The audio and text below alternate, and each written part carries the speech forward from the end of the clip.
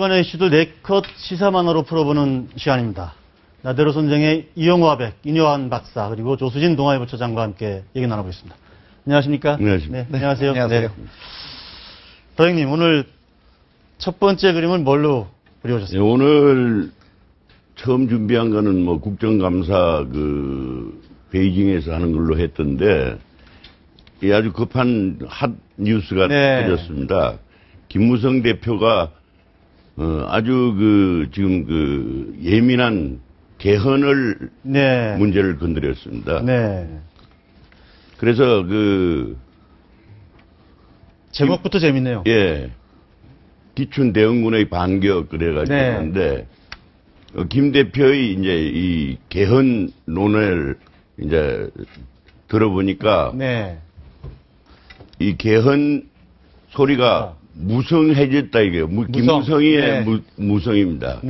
그래서 개헌하는데 드디어 역시 왕 실장의 반격이 시작이 됐다 그런 얘기입니다. 왕 실장으로 하면 우리 김기춘 비서실장인데요. 한번 결론을 보겠습니다.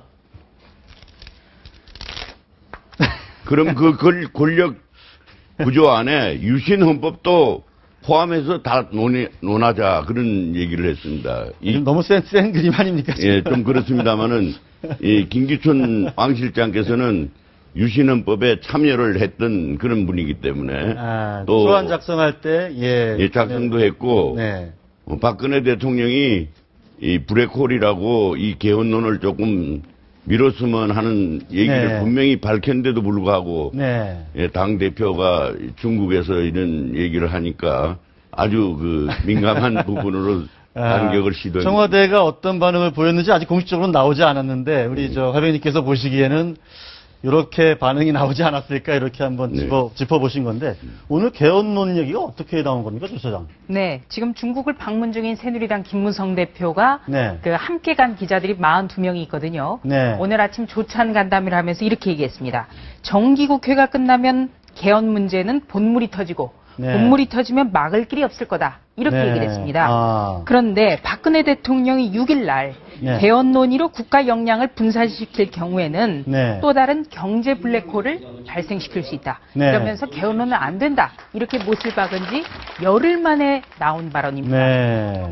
그러니까 집권 여당의 대표가 대통령과는 전혀 결이 다른 얘기를 한 거죠. 그렇죠. 그것도 대통령은 지금 아세메이 참석을 위해서 지금 이태리에 가 있고 우리 김무성 대표는 지금 중국에 있지 않습니까? 오늘 저녁에 돌아오는 걸로 알고 있는데 뭔가 의도적으로 얘기한 걸까요? 아니면 기자들이 물으니까 답변한 건지 좀 배경이 좀 궁금한데요. 네, 기자들이 물어봤다고 하더라도 이 정도 수위 같은 발언이 나오려면 뭔가 생각이 있었을 거다. 이런 관측이 지배적이고요. 또 이거를 다분히 의도가 있다고 봐야 되는 게 그러면은 개헌을 어떻게 할 것인가라는 데 정확한 방향까지 얘기했다는 것. 방향? 개헌에는 여러 가지가 있거든요. 그러니까 내각제도 있고 또 이원 집정부제도 있고 또 미국의 대통령제 같은 대통령제 중임제도 있고 여러 가지 방면인데 오늘 김무성 대표가 최근에는 오스트리아식 이원 집정부제가 부상하고 있는 것 같다. 그러니까 대통령이 외교 국방을 맡고 국회가 뽑은 총리는 내치를 담당하자. 이런 방식까지 아주 구체적으로 얘기를 했습니다. 그렇기 때문에 개헌의 방향까지도 생각을 하고 아주 구체적으로 개헌을 얘기를 한 겁니다. 물론 기자들이 질문한다고 다 답변하는 건 아니거든요. 질문하면 그런 얘기는 어디 한국에 들어가서 얘기하자라든지 이렇게 답변할 수도 있는데. 근데 김무성 대표가 수위가 정말 높은 게 무능한 대통령한테는 5년도 길다. 그런 말이 있었죠. 그런 말씀도 하셨고 했는데 제가 알기로는 지금 현행 5년 단임제라는 것이 87년에 노태우, 김영삼, 김대중, 김종필 해서 그분들이 5년 단임제를 만든 겁니다. 이유는 그때 한 번 실패를 하더라도 다음 5년 후에는 한 사람이 하고 나서 그만두고 또 5년 후에 또 한 사람 더 하고 해서 정말 그대로 됐습니다. 노태우, 그 다음에 김영삼, 나중에 김대중 이런 식인데 그러한 장단점도 있는데 아주 정말 예민한 부분은 오늘 건드려가지고 전국을 강타했습니다. 우리 이뇨한 박사께서는 뭐 개헌론 뭐 전문 분야는 아니지만 이걸 뭐 약간 이렇게 해석이 되거든요. 대통령이 개헌 블랙홀 발언을 했는데 그 개헌 논의가 본물처럼 이루어질 것이다. 이렇게 답변을 하니까 뭔가 좀 대립각을 세우는 것 아니냐. 뭐 이런 해석은 나올 수 있지 않습니까, 분명히? 양쪽 다 맞는 부분이 있습니다. 네. 우선 구조적으로 네. 제가 미국에서 투표를 한 번 했는데요. 네. 굉장히 효율적이에요. 왜냐하면 단체장, 그러니까 그 지역 단체장 투표하고 네. 또 국회의원 투표하고 대통령 투표하고 다 합쳐서 해요. 네. 그래서 개헌이 이제 날짜를 맞추기 위해서 우리 너무 선거 많이 해요. 네. 선거가 뭐 잔치고 즐거운 일이지만 소모전도 많아요. 네. 그래서 우리나라에 지금 선거가 너무 많기 때문에 네. 예를 들어서 국회의원 선거하고 대통령 선거하고도 좀 맞추고 네. 그런 의미. 그 다음에 이제 4년을 했는데 예를 들어서 조금 더 시켜도 되겠다. 네. 그러면 좀 아쉽죠. 네. 우리는 5년에 한 번 끝나니까. 네.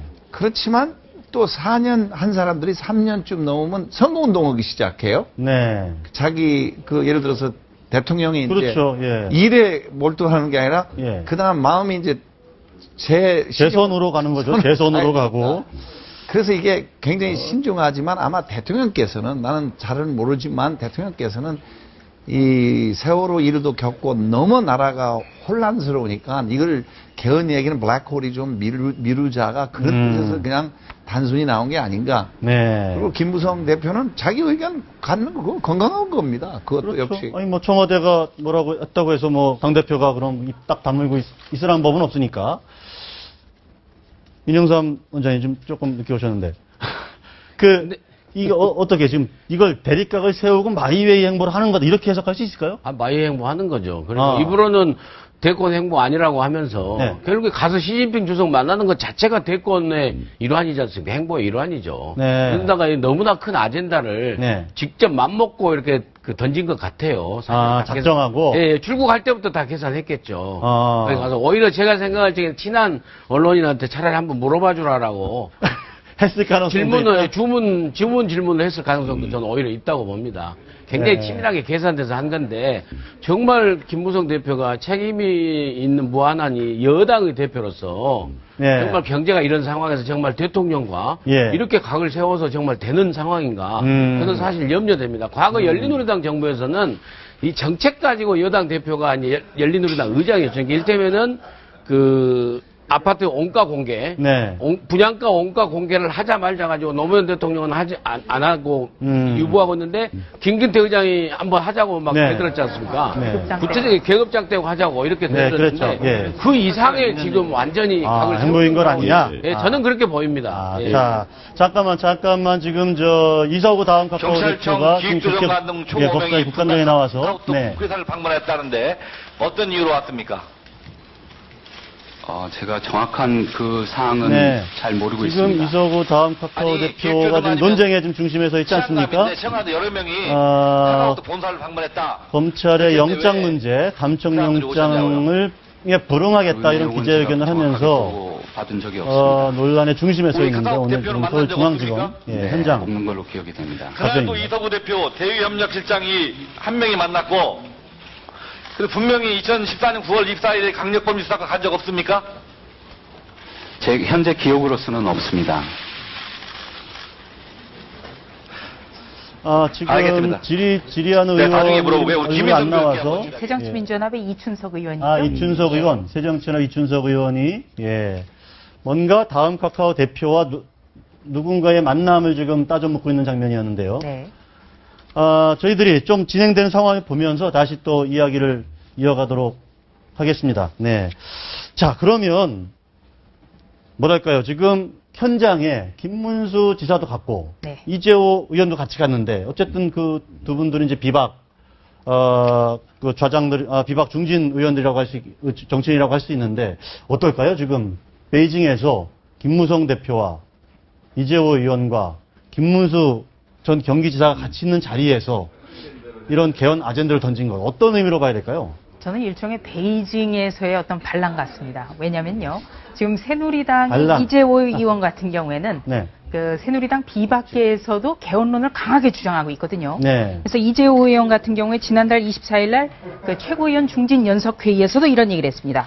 보수혁신의 쟁점, 바로 보수혁신의 쟁점이 개헌이 돼야 된다. 네. 이렇게까지 얘기를 했습니다. 그리고 또 김문수 전 경기도지사의 언급은 지금 나오고 있지 않습니다만 분명한 거는 김무성 대표와 함께 비박계의 대선 주자로 꼽히고 있다는 점이죠. 네. 그리고 또 새누리당 김무성 대표의 개헌 필요성 발언이 나온 직후 네. 새정치민주연합에서는 기다렸다는 듯이 환영 논평을 내놨습니다.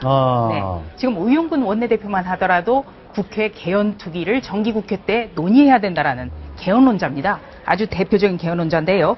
오늘 우윤근 의원이 환영한다. 네. 세월호법이 마무리되면 개헌 특위를 만들어서 개헌안 통과를 내년에 하는 게 좋겠다. 이렇게까지 얘기를 했습니다. 그리고 또 새정치민주연합의 문희상 비상대책위원장은 이미 비대위가 개헌 추진에 앞장서겠다. 이렇게까지 예고를 했고요. 네. 또 문재인 의원, 그러니까 새정치민주연합의 최대 지주인 친노계 좌장 역시 4년 중임제 그리고 정부 통령제 도입을 골자로 하는 개헌에 찬성한다. 그러니까 새정치민주연합이라는 야당에서는 아주 정략적으로 이 개헌을 끌고 나갈 수밖에 없는데 새정치민주연합 내에서 지금 얘기를 새누리당의 김무성 대표가 대신해 준 거죠.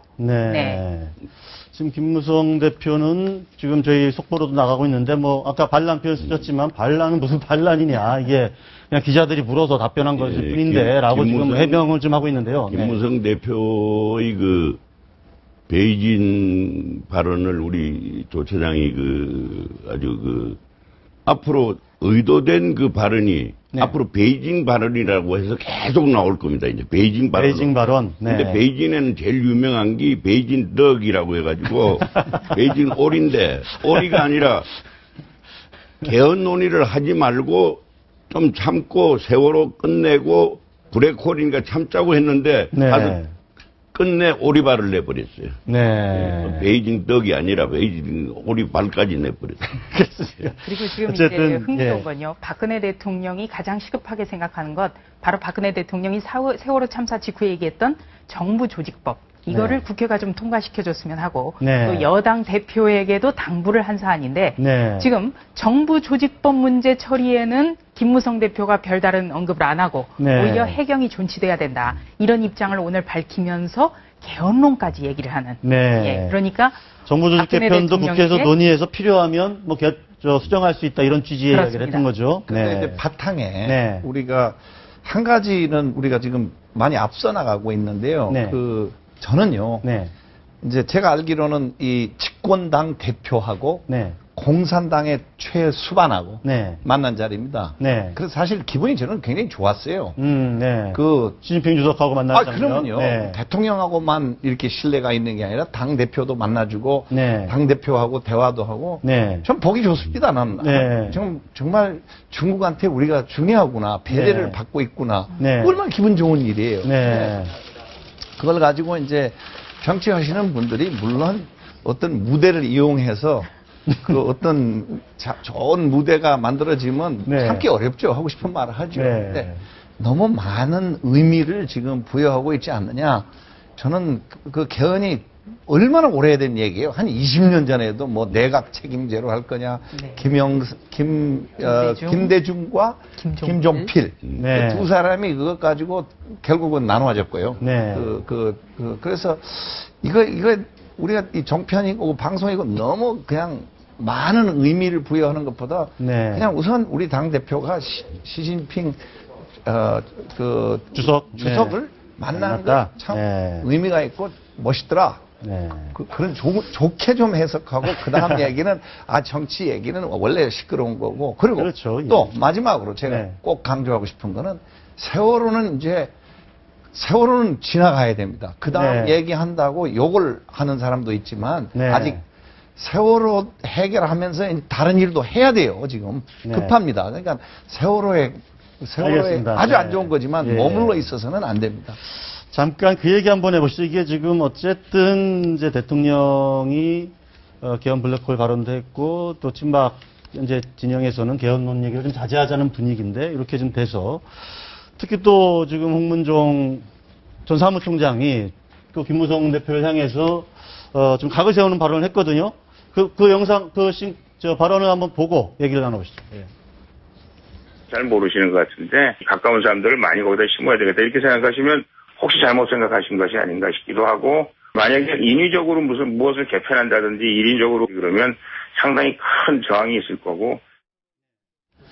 그러니까 잠깐 개헌 얘기하다 이쪽으로 좀 넘어왔는데 결국은 지금 조강특위 구성 문제를 가지고 좀 치열한 어떤 물밑 그런 권력 다툼이 지금 벌어지고 있는 것 아닌가 이렇게 좀 더 해석할 수도 있을 것 같은데 위원장은 어떻게 당연하죠. 예. 결국에는 여당이든 야당이든 결국에 대권 행보를 하는 데서는 자기 사람들이 가장 많아야 되는데 네. 자기 사람이 많으려면 국회의원이 많아야 되고 네. 국회의원이 되기 위해서는 지역위원장, 당협위원장, 그렇죠. 당협위원장을 차지해야 되고 네. 당협위원장을 정리하는 데가 조직강화 특별위원회인데 네. 조직강화 특위에서 결국에 친박이든 비박이든 조직강화 사람들이 가서 그 선정을 해야 되기 때문에 네. 거기에 대한 이제 친박의 실무 사무총장까지 했던 홍문정 의원이 네. 그 비박들의 김무성 대표 계열의 네. 그 전행이라 할까요? 아무튼 계속 물갈이를 막 하려고 전행을 하는 것 전행하는 거에 아니냐? 대해서 예. 전행하는 거에 대해서 지금 제동을 거는 당내 갈등이 아주 첨예화된 모습이죠, 저게. 김무성 대표 전행을 저지르고 있는 겁니까? 전행하려고 한다고 친박이 보고 있는 겁니까? 지금 김무성 대표의 움직임은 이미 네. 그 혁신위원회도 그렇고 조직강화 특위도 그렇고 전부 다 구성이 자기 사람들을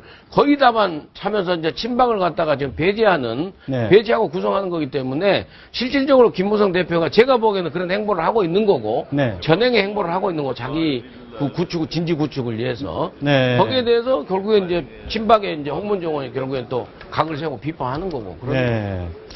여기 있는 저 두 번째 이제 과거 만화인 것 같은데요. 이것도 예. 한번 보시면서 또 분위기를 바꿔보죠. 이게 전부 역시 이 당권을 잡는다든지 선거에 이긴다든지 하니까 사람들 생각이 다 달라져요. 네. 이회창 총재가 2000년 4월에 총선에 이기고 나서 네.